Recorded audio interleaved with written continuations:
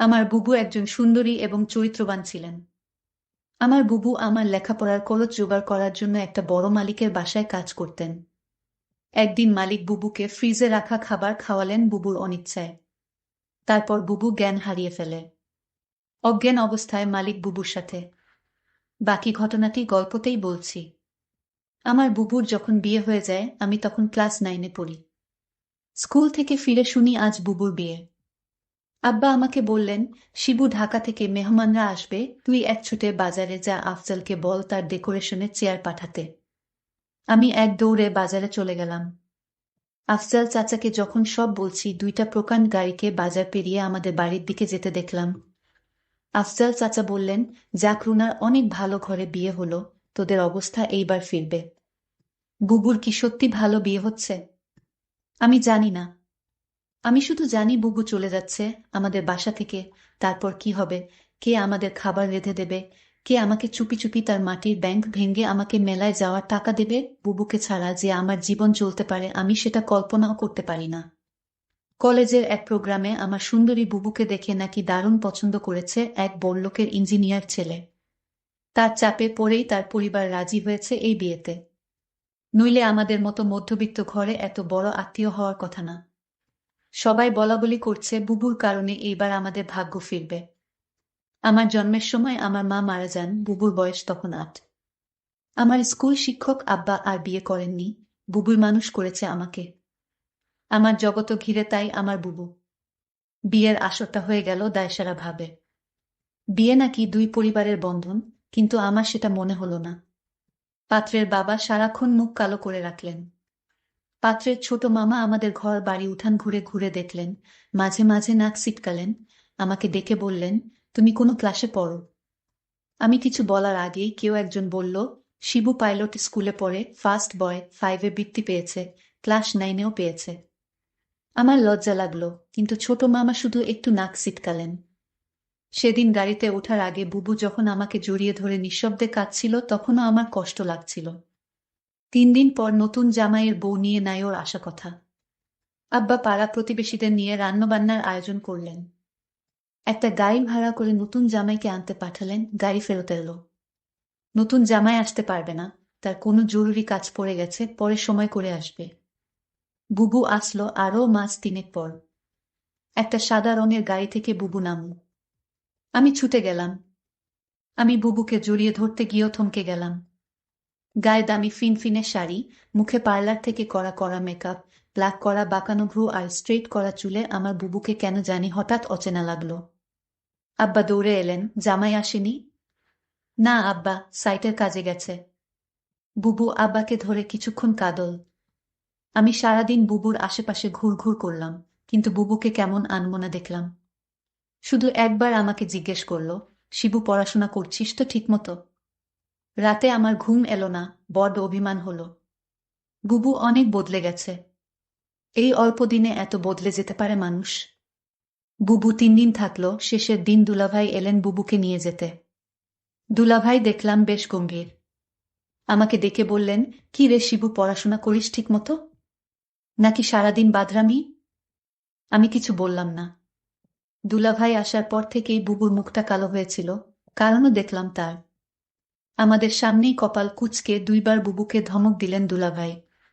বুবু চলে যাওয়ার পর সেই রাতে আব্বা আমার ঘরে এলেন, অপরাধীর গলায় বললেন, শিবু তুই তো অনেক বড় হয়ে গেছিস। বলতো তো আমি কি কোনো ভুল করলাম? আমি হয়তো সত্যি বড় হয়ে গেছি। মনের কথা চেপে বললাম, কেন সেটা বলছেন? বুবু অনেক ভালো আছে। কিন্তু আমি ঠিক জানি আমার বুবু ভালো নেই। বুবুর হাতে কালশিটে দাগ দেখেছি। আমার হাসি খুশি বুবু কেমন গুটিয়ে গেছে মাত্র 3 মাসে। এর ঠিক 1 বছরের মাথায় আব্বাজান মারা গেলেন। আমি একা হয়ে গেলাম। পাড়া প্রতিবেশীরা বুবু দুলাভাইকে চেপে ধরলেন আমাকে নিয়ে যাওয়ার জন্য। বুবু উৎকণ্ঠা নিয়ে দুলাভাইয়ের মুখের দিকে তাকাল। দুলাভাই কিছুক্ষণ ভেবে বললেন, শিবু চলুক, কাজে লাগবে অনেক। কাজেই আমি আমার বইখাতা নিয়ে বুবুর বাসায় উঠলাম। দুলাভাইয়ের পোস্টিং তখন আমাদের গ্রামের কাছেরই শহরে। ছোট ছিমছাম 2 রুমের বাসা। আমি এক রুম ভাগে পেলাম। শহরের একটা স্কুলে ভর্তি হলাম। দুলাভাই চাকরির পাশাপাশি কন্ট্রাক্টরের ব্যবসা করতেন। একদিন আমাকে বললেন তার সাইটে গিয়ে কাজ তদারকি করতে। আমার স্কুলের ক্লাস মিস হতে লাগলো। আমি বইখাতা নিয়ে কাজের সাইটে চলে যেতাম। সারাদিন কাজ শেষে বাসায় ফিরে খুব ক্লান্ত লাগতো। আমার রেজাল্ট খারাপ হতে শুরু হলো। বুবু একদিন ভয়ে ভয়ে দুলাভাইকে বলল, শিবু ভালো ছাত্র, ওর পড়াশোনায় ক্ষতি হচ্ছে না তো? দুলাভাই তেতে উঠলেন, গরিবের ছেলে খেটে খেতে হবে। পড়াশোনা করে কি হবে? যতটুকু দরকার ততটুকু শিখলেই হবে। বুবু তাড়াতাড়ি বলে উঠলেন, ঠিকই তো শিবু, পড়াশোনা করে প্রতিষ্ঠা পেতে সময় লাগবে। তুই দুলাভাইয়ের সাথে কাজ শেখ, অনেক কাজে লাগবে। আমি বুবুর কথায় অবাক হয়ে গেলাম। এই বুবুই আমাকে তৈরি করেছে, সবসময় বলতো পড়াশোনা করে একদিন অনেক বড় হতে হবে। পড়াশোনা ছাড়া আমার আর কোনো কাজ নেই। আজ কত পরিবর্তন! আমি দুলাভাইয়ের সাইটে কাজ দেখতে লাগলাম। ক্লাস 9-এর একটা কিশোরের জন্য নিশ্চয়ই খুব সহজ কাজ না। কিন্তু আমি শিখতে লাগলাম, সাথে পড়াশোনায় করতাম সাইটে। সাইটের লোকজনের কাছেই খবর পেতাম দুলাভাইয়ের কর্মকাণ্ড নিয়ে। দুলাভাই আরো কয়েকজনের সাথে প্রেম করে বেড়ায়। আমি টের পাই। মাঝে মাঝে বুবুর চাপা কান্নার আওয়াজ পাই। সকালে কিছু কিছু দিন বুবুর হাতে নতুন কালশিটে দাগ বুবু লুকাতে চেষ্টা করে। আমি বুঝেছি দুলাভাই বুবুকে অন্যায় অত্যাচার করে। আমার বুবু অনেক বদলে গেছে। আমার মনে হয় আমাকে নিয়ে বুবু ভারী অস্বস্তি বোধ করে। কেমন পালিয়ে বেড়ায়, দেখা হলে ঠিকমতো কথা বলে না। মাঝে মাঝে দুলাভাই বুবুকে পার্লার থেকে সাজিয়ে পার্টিতে নিয়ে যায়। আমার অবাক লাগে। তবু এক একটা দিন যখন বাসায় দুলাভাই থাকে না, হঠাৎ সেই পুরান দিনের মতো বুবু তেল নিয়ে এসে বলে, শিবু আয় তোর মাথায় দিয়ে দিই। আমার চোখে পানি আসে। আমি লুকাবার চেষ্টা করি। একদিন অনেক রাতে ফিরে দুলাভাই আমাকে ঘুম থেকে ডেকে তুললেন। আমি জেগে দেখি দুলাভাই প্রচণ্ড রেগে আছে। আমাকে বললেন, হারামজাদা, তোকে আমি সাইট দেখতে দিছি আর তুই সেখানে পড়াশোনা করিস? আমি চুপ করে দাঁড়িয়ে রইলাম। হঠাৎ করে দুলাভাই আমার চুলের মুঠি ধরলেন। বল, আজ সাইট থেকে 1 লাখ টাকা চুরি করেছে কে? নাকি তুই করেছিস? আমি অবাক হয়ে গেলাম। সাইটের টাকা পয়সা সংক্রান্ত কোনো কিছুর সাথেই আমি জড়িত না। আলাদা অ্যাকাউন্টস আছে। তবু বললাম, আমি কিছু জানি না দুলাভাই। তুই জানিস না? কেন জানিস না? তুই এর সাথে জড়িত শিওর? আমার খেয়ে আমার সাথেই দাওতাবাজি। দাঁড়া। দুলাভাই তার বেল্ট দিয়ে আমাকে মারতে আরম্ভ করলেন। আমি সারা জীবনে কখনো মার খাইনি। পরিবারে আদরে মানুষ হয়েছি, স্কুলে ভালো ছাত্র হওয়ায় স্যারেরা অত্যাধিক স্নেহ করতেন। আমি দেখলাম বুবু পাথরের মতো দাঁড়িয়ে আছে। দুলাভাই একসময় ক্ষান্ত দিয়ে চলে গেলেন। আমি সারা রাত বিছানায় শুয়ে কোকালাম। চেষ্টা করলাম মুখ দিয়ে শব্দ না করতে। আব্বা মৃত্যুর আগে বলেছিলেন, শিবু, পুরুষ হয়ে গরিব ঘরে জন্মাইছিস। সামনে অনেক কষ্ট আসবে, শক্ত থাকবি। কখনো কাঁদবি না। পুরুষদের কাঁদতে নেই। পরদিন সকালে আমার ঘুম শরীরে হালকা জ্বর নিয়ে। উঠে দেখি বুবু বসে আছে আমার শিয়রে। শিবু, উঠতে পারবি? আমি মাথা নাড়লাম। হ্যাঁ। তাহলে চল। তাকিয়ে দেখি বুবু একটা ব্যাগ গুছিয়ে রেখেছে। আমি বললাম, কোথায়? বাড়ি ফিরে যাব, চল। তুই আবার ভালো করে পড়াশোনা শুরু করবি, আমি দরকার হয় বাসায় কাজ করব। দুইজনের একটা ব্যবস্থা হয়ে যাবে। আমি অবাক হয়ে তাকিয়ে রইলাম। বুবু আমার জন্য তার স্বামীকে ডিভোর্স দিয়ে চলে এলো এবং সেই বাড়ি থেকে চিরদিনের জন্য চলে এলো। তারপর বাসায় আমি আর বুবু থাকি। বুবু একটা বড় লোক বাসায় কাজ পেল। তাদের কাপড় ধোয়া, রান্না করা ইত্যাদি তাদের কাজ করতে হবে। মাস শেষে যে টাকাটা পাবো সে টাকা দিয়ে আমার লেখাপড়ার খরচ আর পরিবার চলে যাবে। বুবু যে বাড়িতে কাজ করে সেই বাড়ির মালিক বুবুকে একদিন বলেছিল, তোমার যত টাকা দরকার আমি দিব, তুমি শুধু একটি কথা রাখো। বুবু বলল, আমি বাসায় কাজ করি, এটাই আমার চলে, অতিরিক্ত টাকার আমার দরকার নেই।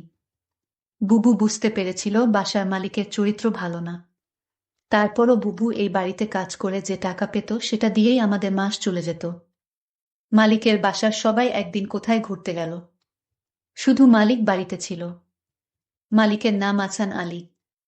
বুবু বলল, আজ তো বাসায় কেউ নাই, তেমন কাজও নাই, তাহলে আজ আমি চলে যাই। মালিক তখন বলল, শোনো, অনেক কাজ পড়ে রয়েছে।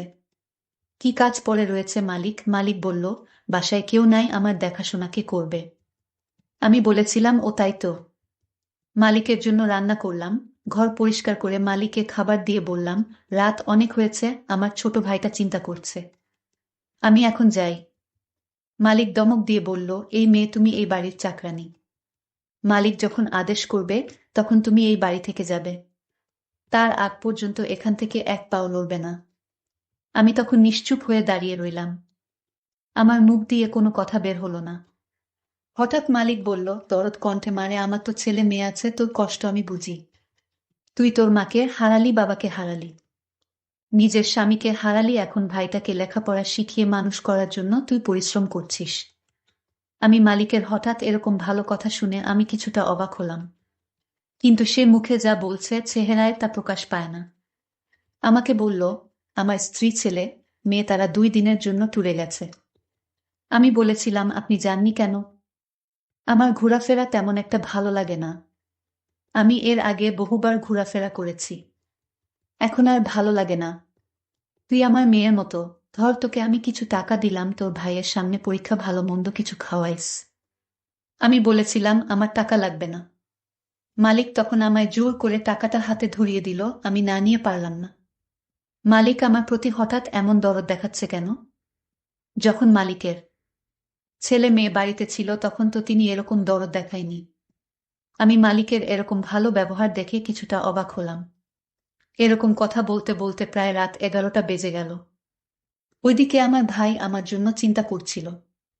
আমি মালিককে বলেছিলাম, এখন আমি যাই। সে তখন বলল, না, আজ তুমি যেতে পারবে না। এই বাড়ি তোমার পাহারা দিতে হবে। আমি বলেছিলাম, দেখুন সাহেব, আমার ডিউটি তো সকাল 6টা থেকে সন্ধ্যা 6টা পর্যন্ত। মালিক তখন আমাকে অবাক করে বলল, তাই বলে যদি আমার সমস্যা হলে তুমি দেখবে না? আমি তো তোমারে আমার মেয়ের মতোই দেখি। মালিকের কি উদ্দেশ্য ছিল আমি তা জানি না, তবে এইটুকু বলতে পারি মালিক তেমন ভালো না। তবে আজ আমার সাথে সে খুব ভালো ব্যবহার করল। তবে এর আগে যে আমার সাথে ব্যবহার খারাপ করেছিল তা বলছি না। তবে লোকের মুখে শুনি মালিক ভালো না। কিন্তু আজ মালিক আমাকে কিছুতেই বাড়ি যেতে দিচ্ছে না কেন? আমি সেটা নিয়ে দুশ্চিন্তায় পড়ে গেলাম। এর মধ্যে মালিক বলল, আজ আমি নিজ হাতে খাবার তৈরি করেছি। আমি বললাম, কেন নিজ হাতে আপনি খাবার তৈরি করলেন? খাবার তো আমি রান্না করেছি, তার মধ্যে আপনি আবার রান্না করলেন কেন? আরে না মা, সেই খাবার না, ফ্রিজে আমার স্ত্রী আমার জন্য কিছু ভালো খাবার আলাদা রাখতো, সেই খাবার নিয়ে আসলাম। আমি বললাম, ও আচ্ছা। তারপর আমায় বলল, নে মা, আমরা একসাথে আজ খাবার খাই, পেটে বড্ড খিদে পেয়েছে। আমি বললাম, আপনি খান, আমি বরং রান্না করা খাবার খাই। মালিক তখন আমার সাথে বায়না করে বলল, দেখো, তুমি যদি আজ আমার দেয়া খাবার না খাও তাহলে বুঝবো তুমি শুধু টাকাকে ভালোবাসো, এ বাড়ির মানুষদের ভালোবাসো না। আমি তার কথায় কিছুটা অবাক হলাম। মালিক বলল, ঠিক আছে, তুমি খাবারটা খেয়ে বাসায় চলে যাও, তোমাকে ছুটি দিয়ে দিব। আমি তখন খুশি হলাম। বাবার বয়সী একজন মানুষ আমাকে এত করে বলছে ফ্রিজে রাখা ভালো খাবার খেতে। যাই হোক, আমি শেষ পর্যন্ত হেরে গেলাম। আমি খাবারটা খেলাম। আর ফ্রিজে রাখা খাবারটা খাওয়ার জন্য রাজি হলাম তার একটাই কারণ, মালিক বলেছিল আমায় ছুটি দিয়ে দিবে খাবারটা খেলে। আর তাই আমি ফ্রিজে রাখা খাবার খেলাম। খাবারটা ভালোই লাগলো। দামি খাবারের আগে আমি এমন খাবার কখনো খাইনি। আমার খেয়ে ভালোই লাগলো। খাওয়া দাওয়া শেষ করতেই আমি বললাম, মালিক, এবার যাই। এই কথা বলতেই আমি চোখে কিছুটা ঝাপসা দেখতে পেলাম। আমার চোখ অন্ধকার হয়ে আসতে লাগলো। আমি বেহুশ হয়ে মাথা ঘুরে পড়ে গেলাম। তারপর কি হয়েছিল তা আমি বলতে পারবো না। আমার পরের দিন দুপুরে জ্ঞান ফিরে। আমি জেগে দেখি আমি হাসপাতালে কেবিনে শুয়ে আছি। আমার ছোট ভাইটা বলল, বুবু, তোমার কি হয়েছিল? আমি আমার ছোট ভাইকে জিজ্ঞেস করলাম, আমি এখানে কিভাবে এলাম? ছোট ভাই আমাকে বলল, বুবু, আমি তোমার জন্য অপেক্ষা করতে করতে কখন ঘুমিয়ে পড়লাম। আমি বলতে পারলাম না। কিন্তু আমার সকাল সকাল ঘুম ভাঙার পর আমি তোমার রুমে গিয়ে দেখি তুমি বাসায় ফিরোনি। আমি তখন দৌড়ে তুমি যে বাড়িতে কাজ করো সেই বাড়িতে গেলাম। গিয়ে দেখি তুমি মালিকের ঘরে অজ্ঞান অবস্থায় শুয়ে আছো। তারপর মালিককে আমি জিজ্ঞেস করলাম, আমার বুবুর কি হয়েছে? সে বলল, ঘুমিয়ে আছে, কি আর হবে। তবে তোমার বুবুর মনে হয় প্রেশার কম হয়ে গেছে, তাই ক্লান্ত হয়ে শুয়ে আছে। আমি বলি কি, তোমার বুবুকে হাসপাতালে নিয়ে একটা সেলাইন দাও, তাহলেই সব ঠিক হয়ে যাবে। টাকা যা লাগে আমি দিয়ে দিচ্ছি। তখন মালিক আমাকে 5,000 টাকা দিয়ে বলল, যাও তোমার বুবুকে হাসপাতালে নিয়ে যাও। আমি তোমাকে হাসপাতাল নিয়ে আসার পর ডাক্তাররা বলল পরীক্ষা করতে হবে। ডক্টর বলল, তোমার প্রেশার কমে যায়নি, তোমাকে খাবারের সাথে কিছু মিশিয়ে তোমাকে অজ্ঞান করা হয়েছে। তারপর ডাক্তার বলল, মেয়েটি তোমার কি হয়? আমি বললাম, আমার বড় বোন। তোমার সাথে আর কেউ আসেনি? না ডক্টর, বুবুর আমি ছাড়া আর কেউ নাই। আমি ডক্টরকে জিজ্ঞেস করলাম কি হয়েছে, আমার বুবুর বলেন ডক্টর। ডক্টর বলল, তোমাকে বলা যাবে না।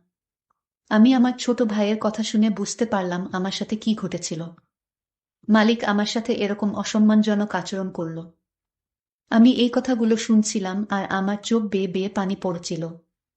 আমি সিদ্ধান্ত নিলাম মনে মনে আমি আর এই পৃথিবীর মুখ দেখতে চাই না।